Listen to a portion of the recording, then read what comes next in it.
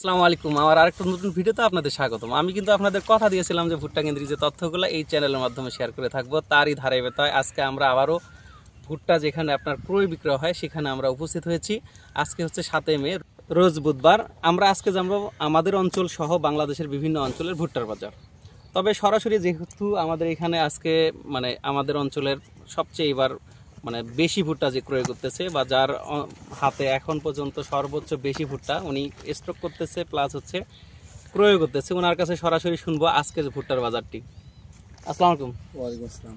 আজকে আপনারা কত করে ভুট্টা ক্রয় করতেছেন, কাঁচা এবং শুকনা? কাঁচা ভুট্টা ক্রয় করতেছি 890 টাকা 80 টাকা এর মধ্যে, আর হচ্ছে শুকানটা হচ্ছে 1070 টাকা। আজকে শুকান ভুট্টা ওনারা কিনতেছে 1070 থেকে 80 টাকা, আর কাঁচা যেটা সেটা হচ্ছে আপনার 880-90 টাকা, মানে ভুট্টার উপর বেসিক করে দাম। এই মুহূর্তে আপনাদের অঞ্চলে কত ভুট্টার বাজার সেটি তো অবশ্যই জানাবেন।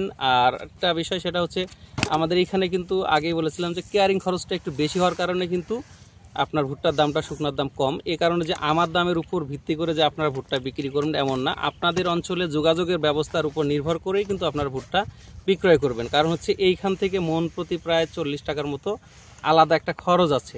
এই কারণেই এইটার উপর 40 বা 30 টাকা যোগ করে আপনার ভুট্টা বিক্রি। যদি আমরা একটু বাংলাদেশের বিভিন্ন অঞ্চলের তথ্যটা আপনাদের একটু জানাই, তাহলে আপনাদের আরও কি ভালো একটা ধারণা আসবে অরিজিনালে যে ভুট্টার বাজারটা, তাহলে বুঝতে পারবেন। তবে অবশ্যই আপনাদের অঞ্চলের বাজারটাও কিন্তু একটু আপডেট দিয়েন, তাহলে আমার এবং আমার চ্যানেলের সকল সাবস্ক্রাইবারের জন্য খুব উপকার হবে।